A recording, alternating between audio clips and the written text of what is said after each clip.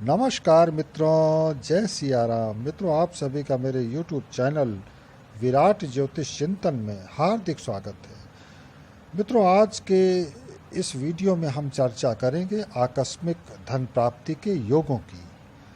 आकस्मिक धन प्राप्ति मतलब अनएक्सपेक्टेड मनी गेन और सडन गेन। ये योग ज्योतिष की पुस्तकों में मिल जाते हैं। बहुत से योग हैं इस विषय में अकस्मात धन प्राप्ति के लिए। आकस्मिक धन प्राप्ति से मतलब है कि लॉटरी निकल आना या रेस में इनाम जीत लेना, सट्टा, भेंट आदि से रकम मिल जाना, वसीयत के रूप में भी बहुत सारा धन मिल जाना आकस्मिक धन प्राप्ति के योगों में आता है। मित्रों, किसी की भी कुंडली देखकर ये पता लगाया जा सकता है कि इस व्यक्ति को आकस्मिक धन प्राप्ति का योग है या नहीं, अकस्मात धन मिलेगा या नहीं मिलेगा। कुछ ऐसे किस्मत वाले होते हैं जिन्हें कोई परिश्रम किए बिना बैठे बिठाए ढेर सारा धन मिल जाता है। आज हम इसी पर चर्चा करेंगे। मित्रों, अकस्मात धन मिलने के लिए कुंडली में द्वितीय भाव, पंचम भाव, नवम व एकादश भाव की बहुत बड़ी भूमिका होती है। द्वितीय धन का भाव है, पंचम प्रारब्ध है, नवम भाव भाग्य है, तो एकादश भाव गेन का या लाभ का है। अगर गुप्त धन मिलने की बात करें तो इसके लिए हम अष्टम भाव को देखते हैं और अष्टम भाव की इस संबंध में बड़ी भूमिका होती है। तो ये हाउसेस तो इम्पॉर्टेंट होते ही हैं। इन हाउसेस के लॉर्ड्स की भी, इन घरों के स्वामियों की भी बड़ी भूमिका होती है। साथ साथ कारक ग्रहों की भी भूमिका से इनकार नहीं कर सकते। जैसे सेकंड हाउस और 11th हाउस का कारक ग्रह बृहस्पति है, इसलिए बृहस्पति का भी बहुत बड़ा रोल होता है आकस्मिक धन लाभ के लिए, क्योंकि ये धन और लाभ दोनों ही भावों का कारक ग्रह है। राहु केतु की भी भूमिका इसमें इन्वॉल्व होती है, क्योंकि ये अचानक से प्राप्ति करवाते हैं। तो इस तरह राहु केतु और बृहस्पति, इन तीन ग्रहों की भी इसमें भूमिका होती है। मित्रों, कुछ एक ऐसे योग मेरे स्मरण में हैं, तो उन्हें मैं आज आपसे शेयर कर रहा हूँ। आप खुद इन्हें अपनी कुंडली में लगा कर देखें। पहला योग ये है कि लाभेश जो लाभ कराता है, लाभेश द्वितीय भाव में और द्वितीयेश यानी धनेश लाभ भाव में हो, लग्नेश द्वितीय भाव में हो या द्वितीयेश लाभस्थ हो।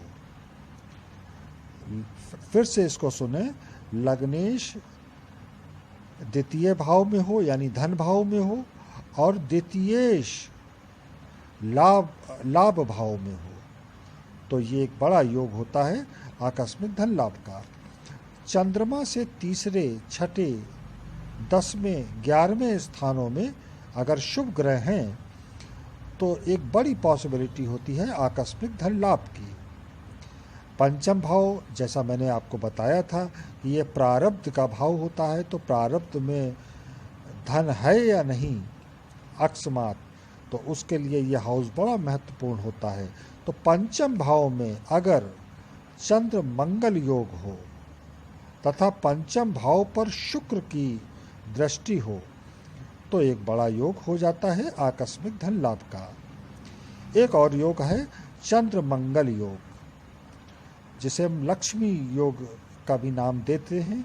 तो चंद्र मंगल योग हो, धनेश और लाभेश यानी सेकंड हाउस लॉर्ड और 11th हाउस लॉर्ड चतुर्थ भाव में हो, 4th हाउस में हो, तथा चतुर्थेश शुभ स्थानों में शुभ दृष्ट हो, तो भी एक आकस्मिक धन प्राप्ति का योग बन जाता है। एक और योग होता है सेकंड हाउस में, द्वितीय भाव में मंगल और गुरु की युति हो, कंजंक्शन हो, तो भी एक बड़ा योग होता है आकस्मिक धन प्राप्ति का।